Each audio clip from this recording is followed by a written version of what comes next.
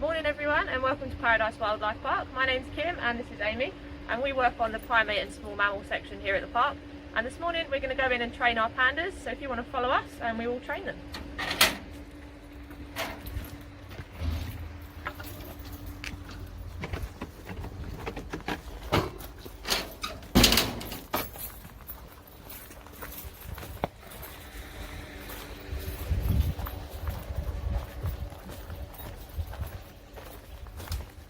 So Amy's just going to set up our training apparatus here for you.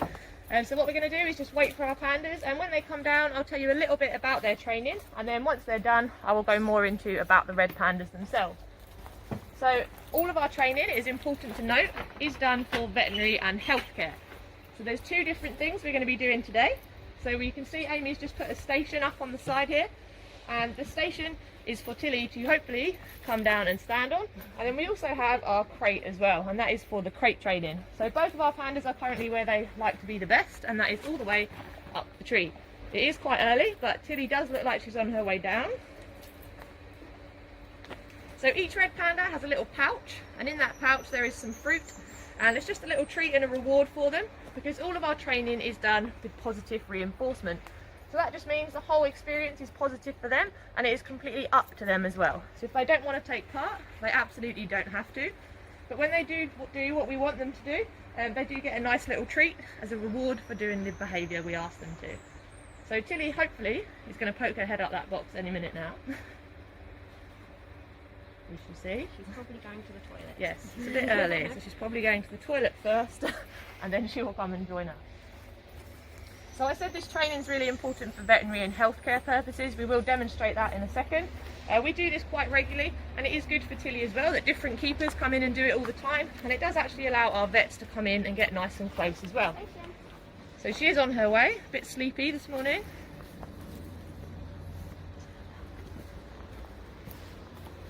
So this is Tilly, this is our female. So this station here, you can see she puts her paws up. Amy then rewards her for doing that behaviour, and this is really important, especially for Tilly. So our pandas are breeding pandas, and so Tilly could potentially get pregnant.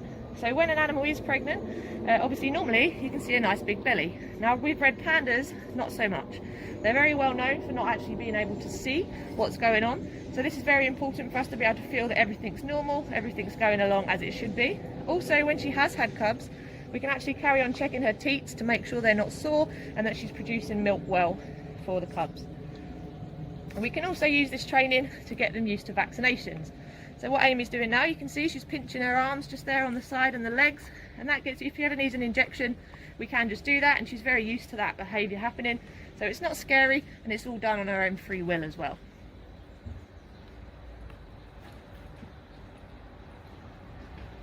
And she's doing very well today. So with Tilly, you can see, if you've been and visited us before, she actually had to have her tail amputated at the beginning of the year.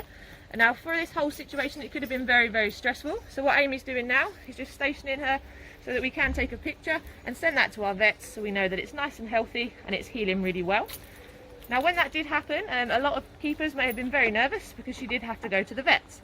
And the vet had to come in regularly and check her tail as well. But through this training, the vet was able to come in. Tilly was none the wiser to the vet being right there, and she happily just stood there while the vet took lots of pictures and had a good look at the stitches in the end of her tail as well. So we're just showing her now that all the fruit is gone, so her time is up with the training, so she knows there's no more fruit, so she'll make her way off now to go and get some breakfast.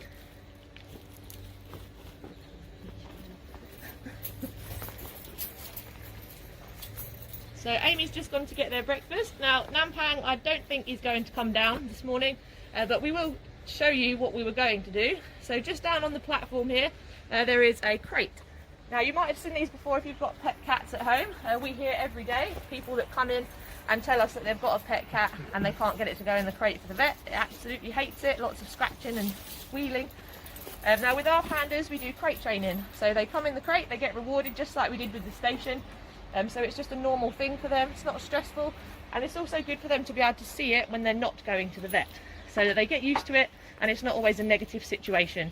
So if you do have a cat and you're struggling to get it to the vet, we do recommend let them see the crate, not only when it's vet time, but when they can just go in as they want and you give them a nice reward and they'll get used to it, and it'll be a nice positive experience for you and your pets as well.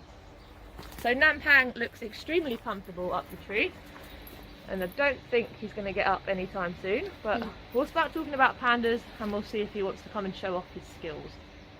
He's awake. It's a good start. It's a good start.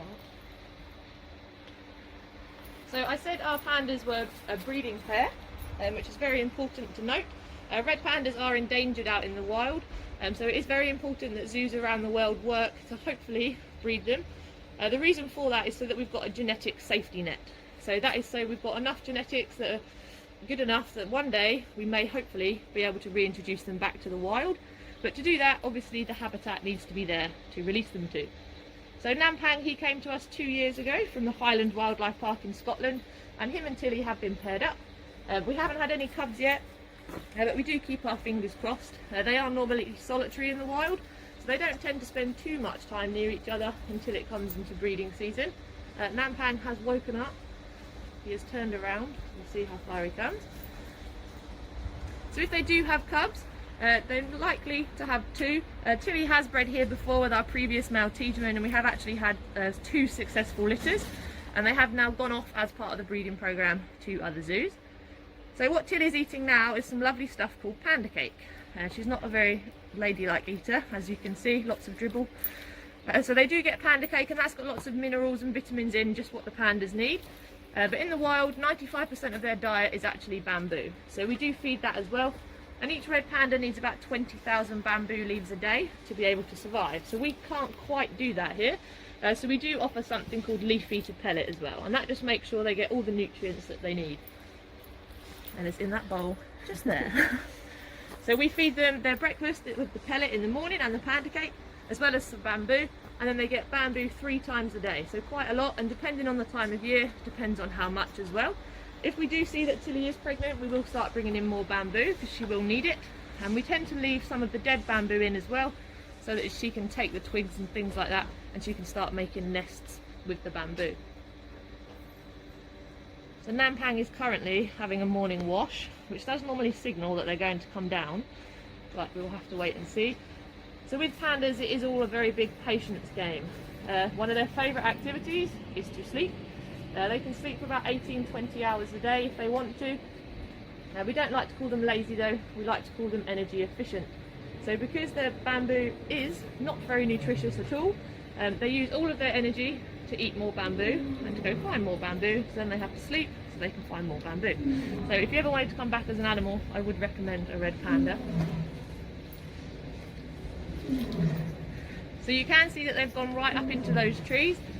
So with the red pandas, they do like to be nice and high, and you can see how well Tilly managed to climb up there. So they do have very strong claws to enable them to climb, and they do tend to stay up there for most of the day. They only really come down to go to the toilet and to eat as well. Now when they are climbing around, a lot of people worry that they're going to fall out the tree. They've never fallen out the tree. They are very adept to climbing, and when he comes down, if he's going to, you may see that he comes down head first. They can actually rotate their back ankles 180 degrees, so they can come head first down the tree nice and quickly, rather than bumbling down bum first. So it is a much more efficient way to climb the trees. And he has gone straight back to sleep. So with red pandas out in the wild, I said they're endangered. Unfortunately, they are in a lot of trouble. There are lots of reasons for this. Habitat loss is one. The problem with any animal out in the wild and protecting them is the people that live there need help too. So a lot of the countries where pandas are found, the people are extremely poor. So we need to make sure that everything we do benefits both the people and the animals. So we work with a charity called the Red Panda Network, which is one of the biggest charities that work with red pandas out in the wild.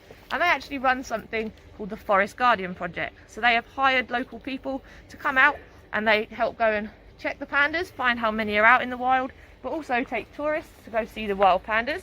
Amy and our curator Jessie actually went on one of these tours out to Nepal to see the pandas out in the wild. You get to stay with local people, so you can really hear about the pandas in their natural habitat. The other big thing is teaching the local people about where to cut their bamboo and things like that from, so it doesn't wipe out where the pandas need to be able to eat. Another thing, it's not so much of a problem anymore, is that in some traditions it is traditional to give a red panda wedding hat on your wedding day. That is something that's not happening as much anymore, but it is still a problem. And there's also the illegal pet trade.